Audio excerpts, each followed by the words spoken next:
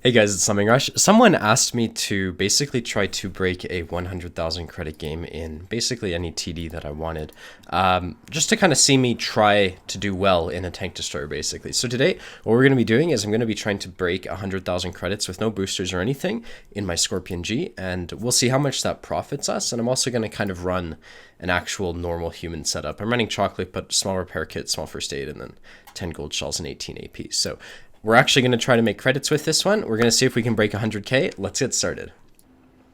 I have been so useless right now. I kind of feel like TDs are very, how do you say it? You make plays, and if they work, they work, and if they don't, they definitely don't. And you figure that out really quickly in this type of tank. But will this go through? Yeah, it will. Perfect. Finally.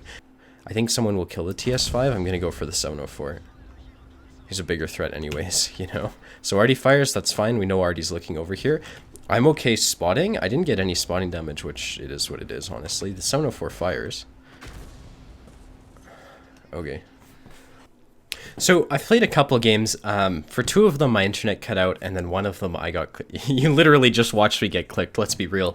I'm gonna go to. So I'm not counting those as part of the challenge. What's gonna happen is I'm going to. We're in Corellia for this one, and this is an all tier 10 game. So there's a couple things to understand about all tier 10 games. A lot of people get really pissed off when matchmaking like shafts them in tier 8s. The reality is, if you're playing a tank destroyer in tier 8 games, or in an all tier 10, like a tier 10 game, you can get a lot more credits because, for example, in this case, they've got a mouse and an IS-7. And when you shoot at tanks that are 2 tiers higher than you, you get way more credits, you get way more XP. And so what I'm going to do, because I'm trying to earn as many credits as possible, and it's also not a bad position, is I can go to the south, K6, K7, put shots downrange like so, use my camo net, use my Scorpion's DPM and shit to its, you know, max, but I can get shots potentially on their IS-7 and their mouse, and that's going to maybe facilitate me getting, you know, a lot more credits than I would if I was shooting at like a bat shot, for example. So that's what we're going to open up with. What I'm going to do is this rock is where most people go to. The way a lot of people play it is weird. They don't think about it enough. What you want to do is you want to come back so it's solid, first of all. You need to make the bushes solid,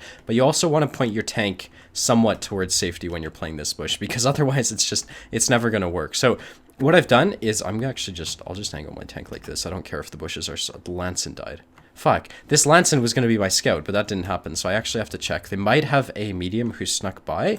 It's unfortunate. Like, I wasn't even really going to spot him anyways with the way this thing's C range works, but I'm trying to spot. But once our E100 gets into position and the OHO, we'll be in a good position to shoot at people downrange. So let's see. We'll see if the E100 spots something, that'll be great. Generally speaking, the E100 has pretty good, like, it's not actually bad view range. I think it's like 400 meters, which is good enough, you know, so yeah, defender gets lit. I pulled back slightly just in case someone got spotted to shoot at. There was no one. What I'm going to do is I'm going to take a blind shot. Okay, so we've confirmed no one's on that corner because we just saw the shell hit dirt. So the question then becomes kind of like, where the hell's their IS-7 and where's their mouse? And then is there something I can do about that? Realistically, we don't know where the mouse and IS-7 are, and there's nothing I can do about it anyways. Like, if they're in the north, well, there's the I-7. Okay, he snuck by. So what you'd want to do in this context is nothing, except maybe go to J1, but I think, where can I get damage out of this? It sucks. So what the problem is, they went and took the donut for free, and I wasn't able to do anything about it. And so that's partly my fault because I didn't necessarily spot it, but it's also unfortunate that none of our mediums who you'd there's the fucking mouse. The second I fucking leave. Okay, we're going to load gold because I need some shots to pen for this one. And we're going to be sniping at a mouse out range, so it's hard enough anyways. But what I'm going to do is we're going to return to our bush. We're going to look for shots. I'm watching the north because I don't know if we're going to win or lose that. We have enough tanks so that you'd think we'd win it, but really they're in shitty positions, so maybe not. There's the mouse. Okay, so I need to be careful because the mouse might blind fire me. You can see I'm looking for shots on the side of his turret. That one just bounced. And what he would do if I were him is I'd shoot into this bush blind. So I've come to...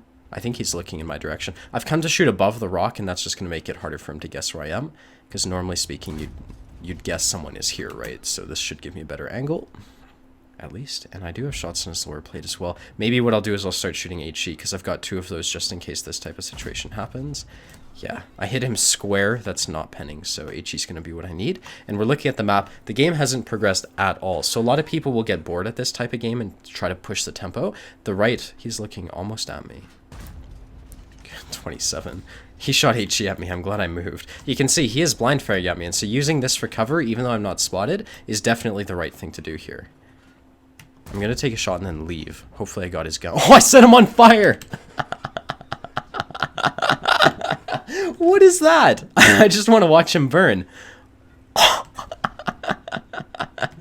Holy shit, I'm so glad I carried that HE shell, man. That was one of the best HE shells I've ever fired. He must be pissed.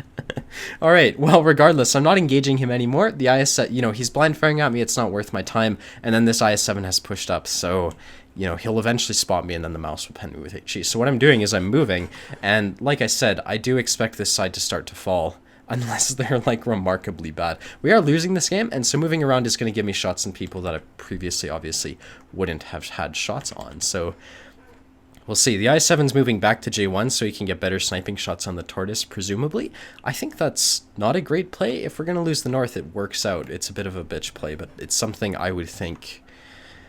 Oh, well, I would consider moving up to the north if the I-7 does, because maybe we can win, especially if the E50M and the Centurion aren't in a fight. But if they push into us, die, we can maybe retake the north, basically, with the I-7. That's what I'm hoping for, at the very least. So, Tortoise is right here. I would rather not shoot at this commander's hatch. It's really hard to pen as it is. And you can see it's like, look at the size of my aiming circle compared to the size of the Tortoise's commander's hatch. It's never going to work. So, the WZ-120 might get this Tortoise to turn. I'm waiting for side shots. Yeah, perfect. Okay, so now we have a side. Good, that one goes in. We're up to 2k damage, and from here, we look at the map. We're going to lose the south eventually, but I want to see if I can get shots in that AMX, to be honest. Because he's in the middle of the open. There we go. So the AMX is right here. I'm going to fully aim this one. There's also an STA. My camo net should be good. Good. We're just going to put these shots out because these are tanks in the open. I'm not going to be too aggressive here because I really think this game is going to start to landslide. Even though we're down to, well, maybe not. We might be able to bring this one back. The thing is, one shot, full HP. Like, they probably have a lot of HP down here too.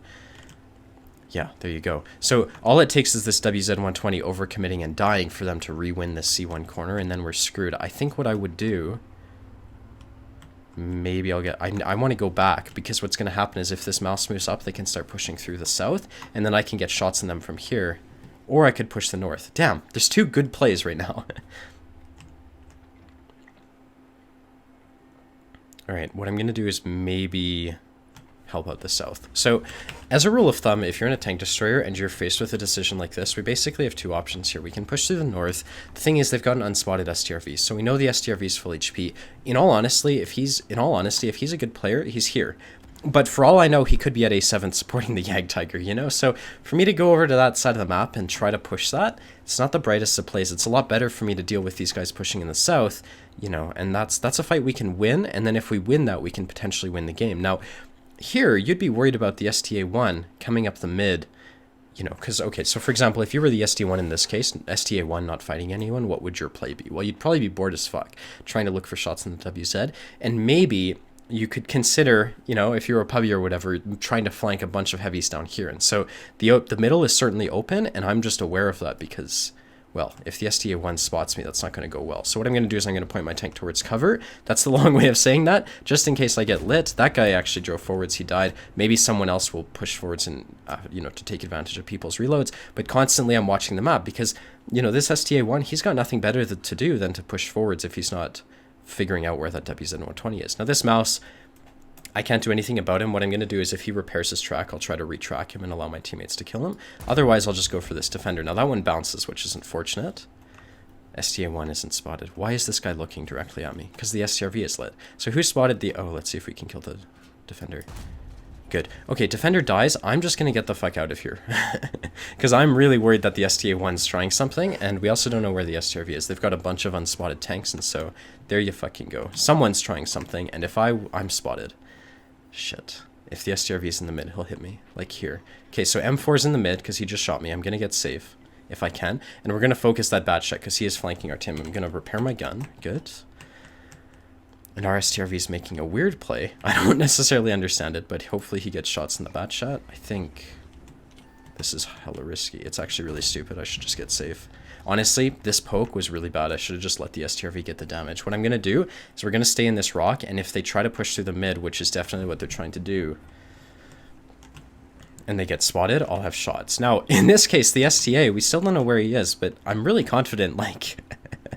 okay, WZ's asking for help. He's not spotting anyone, though. So who's unspotted and full HP? Let's find that out, because this is what you want to do in a situation like this. You need to know who has all their HP. Well, STA pretty high, M4 pretty high, Yag Tiger probably pretty high, IS-7's dead. So they've definitely got 2 unspotted full HP tanks, and I would suspect that the Yag Tiger's full HP, because he hasn't really been fighting anyone for a while. Now, in this case, what's going to happen is we've won the south, right? So that's going to give us a lot of control once we take that ridge. Generally speaking, when people take the... Oh, there we go. There's an STRV. Called it. I want to see if I can pen this. Probably need gold. Good. Okay, so his view range is going to be trash, and I'm just going to overwatch this WZ. But these guys are going to potentially spot a bunch of people in the mid if they have that now. Good. At least these are going in, right? So I'm going to keep the camo net up if I can, actually. We'll go for a shot on the STA. If I can hit the STA once, he'll probably be a bit intimidated. Fuck. I need help. With that STRV pushing into me and this Yag Tiger up here, I'm the front lines, like, not in a good way. So I'm going to fall back, and the reason for that is these guys can just drive into me and kill me. With the M4 Rev in the mid, like, for me to stay here would not work out well. The question is, do I try to prevent them from capping out? Like, what's my play? Because what can happen is if I maybe spot for these guys, they might have shots, but I don't think so. Does the type have shots on me? Yeah, he does. Okay, so what I'm going to do is, because I verified that the type has a line here, is I'm just going to spot for my team. Now, I know I'm in a TD, and generally speaking, you wouldn't scout for people, but... There, put a shot. Hopefully the type lands it. I'm just getting rushed.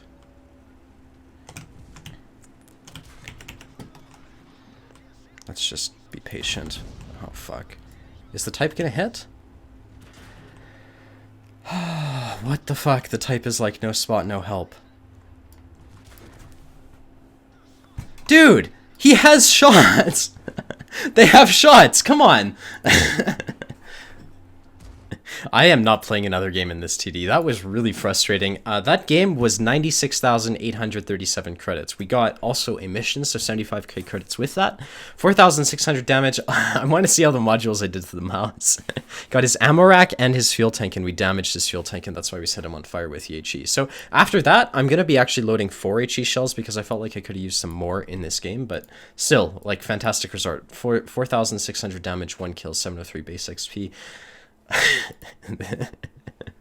Don't get me started. I had 2 people overwatching me who had shots on the people I was scouting, and if I had run away, like, I felt like spotting was 9 times out of 10 the right play. I just was relying on people to connect with a one-shot STRV. God damn it. Good job to this STRV. He, in my opinion, he won them the game by just rushing me like that. Like, probably not the greatest of plays, but he did win them the game, in my opinion, and, you know, he did beat me, so good job to him. It just kind of, the circumstances about it I'm a bit salty about, but regardless, that was a really good game. I'm not going to be playing another. 97,000 credits is close enough for me, especially considering that was a loss. I hope you enjoyed this video. If you want to see more, be sure to hit the like and the subscribe button, and I hope to see you around. Later, guys. Bye-bye.